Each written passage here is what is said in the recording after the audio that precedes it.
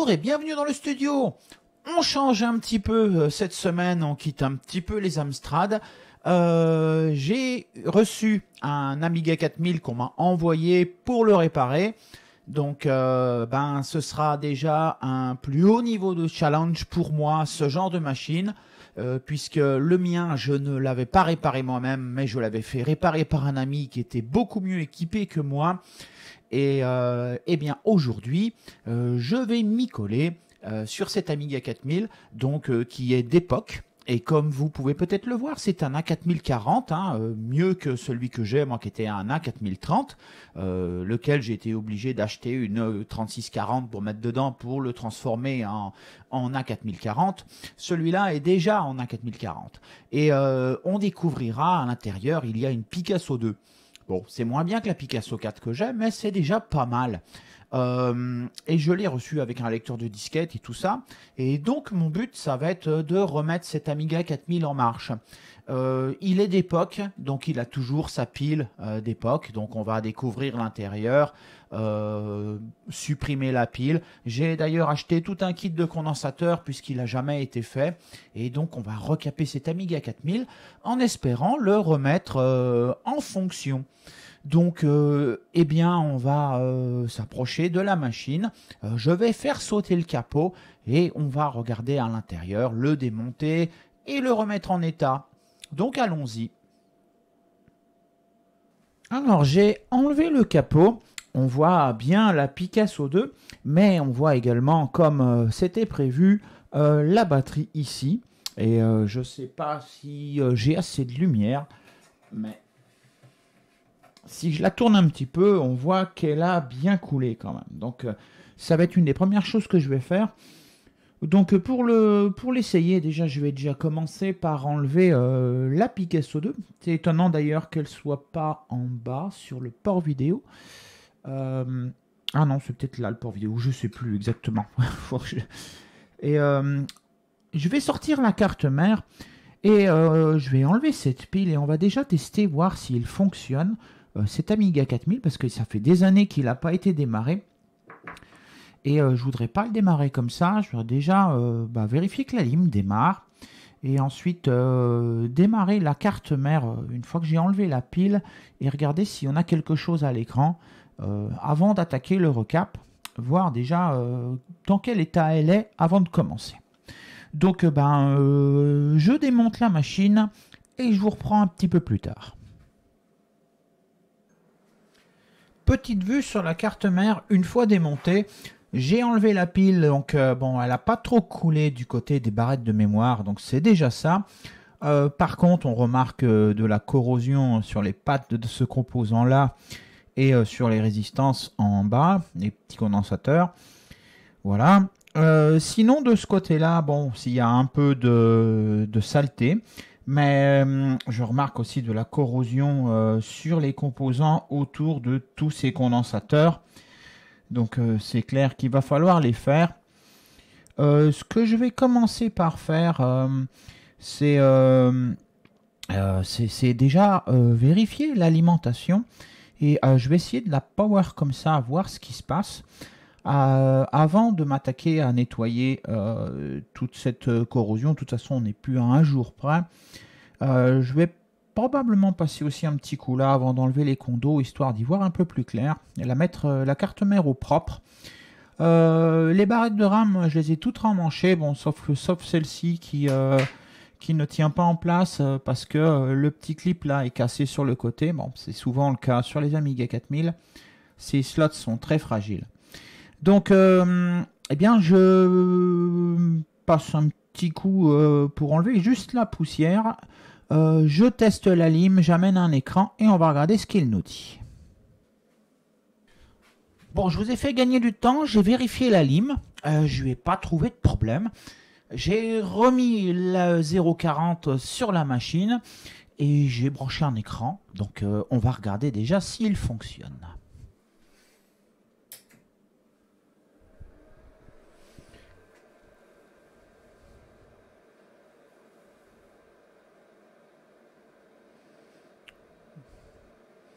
Bon, apparemment, c'est pas ça. il me fait un défaut. Donc, voilà, là, il est un petit peu en panne. Donc, je vais regarder un petit peu tout ça. Peut-être du côté des barrettes de mémoire, il y a peut-être un souci. Je vais nettoyer déjà la carte mère, les slots de mémoire, et on va regarder s'il marche mieux après. Voilà, j'ai passé un coup de WD-40 nettoyant contact sur les barrettes de RAM. Je les ai toutes enlevées, toutes remises, bien clipsées comme il faut. Et d'ailleurs, elles tiennent bien mieux. Et il a démarré. Donc déjà, cet Amiga 4000, bien une bonne chose, il n'est pas en panne. Donc il va pouvoir être nettoyé recap en espérant qu'il fonctionne toujours après. Mais de toute façon, le recap est indispensable. Bon, eh bien c'est parti. Moi, je redémonte tout et je nettoie la carte mère et je traite tous ces coulures d'acide. Et voici une carte mère toute propre. Et j'ai commencé à mettre du vinaigre sur les parties qui avaient des corrosions. Il y en a d'ailleurs beaucoup sur la petite plaque qui est là. Voilà, ça avait pas mal rouillé derrière les deux connecteurs. Donc j'ai enlevé toutes les plaques, y compris la plaque sur le côté ici, pour regarder partout. Voilà, bon, il n'y aura pas de dégâts plus que ça. Donc, j'enlève un petit peu les traces d'acidité qui sont là. Et ensuite, eh bien, je m'attaquerai à remplacer les condensateurs de cette carte mère. Donc, on va laisser agir un petit peu. Puis ensuite, je neutraliserai l'alcool. Et je pourrai continuer. J'ai fini de nettoyer la carte mère de son oxydation. Et ce qui devait arriver est arrivé. C'est-à-dire que l'acide, la base de la batterie, a mangé absolument tous les pads et toutes les pattes de ce composant, et ainsi que des résistances, comme je vous avais fait remarquer. Donc après avoir passé le vinaigre et avoir nettoyé, eh bien les composants se sont détachés tout seuls, parce que ça a fini de dissoudre les parties corrodées, et donc ce composant s'est barré.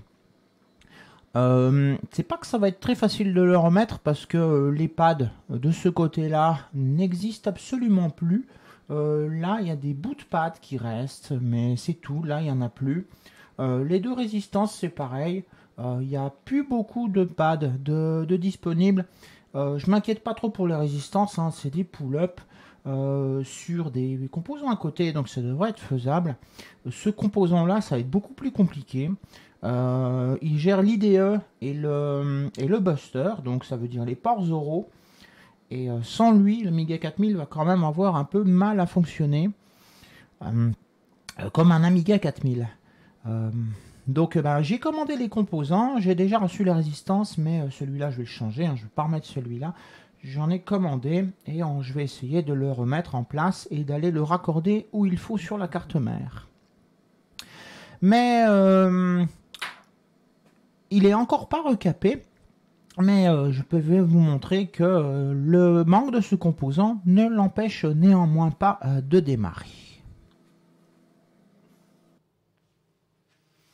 Alors, pour vous montrer un petit peu ce qu'il en est quand on a un Amiga comme ceci avec des composants en moins, on va le démarrer. J'ai mis un Gotek dessus pour charger les outils de test, le test kit notamment. Ça va me permettre de voir ce qui se passe. Donc voilà, il a démarré. Et normalement, j'ai la souris qui fonctionne.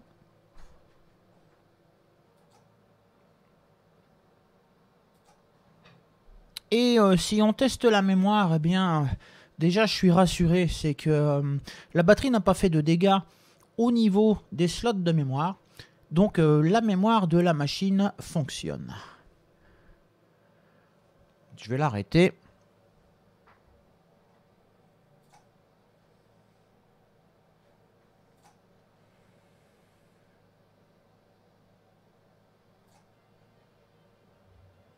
On peut tester l'audio. Bon, j'ai baissé beaucoup le son sur mon moniteur, mais je l'ai testé, tous les canaux fonctionnent.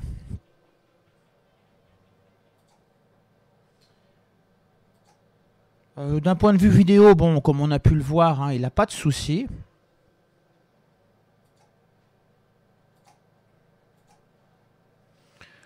Pour ce qui est des CIA, les tests passent également.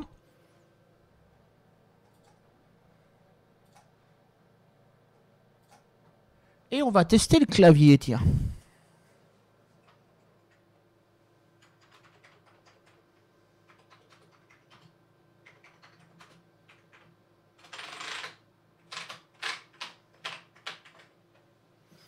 Pas de souci de ce côté-là non plus. Ce qui veut dire qu'en l'état, si je mets un jeu sur une disquette, donc dans le Gotek, il va tout simplement le démarrer et va fonctionner. Mais un Amiga 4000, ça sait faire bien plus de choses que ça. Donc maintenant que je suis déjà satisfait de voir que la machine marche, en attendant de recevoir les composants, je vais recaper la machine. Donc à plus tard. Je suis en train de le recap et je voulais vous montrer un petit peu ce que ça peut donner. Donc j'avais vu qu'il y a même encore de la corrosion qu'il faut que je nettoie ici. Mais regardez ces deux-là.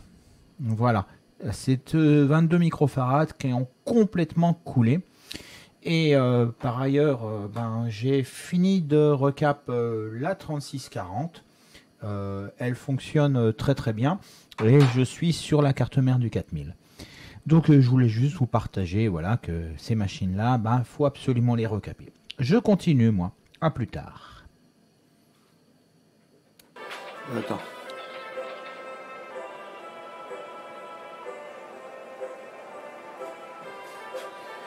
Voilà, j'ai fini de recaper cet Amiga. Et il fonctionne maintenant. Il fonctionne toujours aussi bien qu'avant. Malgré toujours le manque de ce composant, mais malgré tout j'ai avancé un petit peu. J'ai eu un condensateur qui s'est détaché tout seul, donc en me laissant le même genre de dégâts qu'ici, et finalement j'ai réussi quand même à nettoyer le pad et à le remplacer. C'est celui qui est sous la nappe là-bas. Voilà, le petit là-bas, 22 microfarads, s'est détaché tout seul. Il avait complètement coulé et corrodé. J'attends toujours de recevoir cette pièce et je vais continuer à nettoyer le coin pour essayer de ravoir. En fait, il me reste les pads. On les voyait vraiment plus pris sous la corrosion, mais il me reste les pads. Il m'en manque quand même 2 ici. Mais de ce côté-là, je crois que je les ai tous. Donc... c'est juste une question d'arriver à enlever l'oxydation pour pouvoir fondre la soudure sur les pads sans les arracher. Et c'est très délicat parce que la corrosion les a vraiment attaqués, les pads, et ils ne tiennent à rien. Donc moi ce sera tout pour cette fois, hein, parce que j'attends les composants, il faut encore que je travaille sur cette machine. On se retrouvera probablement sur cet Amiga 4000 la prochaine fois, à finir de le réparer. Regardez si on a du port 0 qui fonctionne, si on a du disque dur qui fonctionne, et travailler sur la boîte pour la rendre un petit peu plus jolie et un petit peu moins jaune, parce que bon, on voit du jaune sur certains éléments. Voilà, moi je vous dis portez-vous bien et à la prochaine.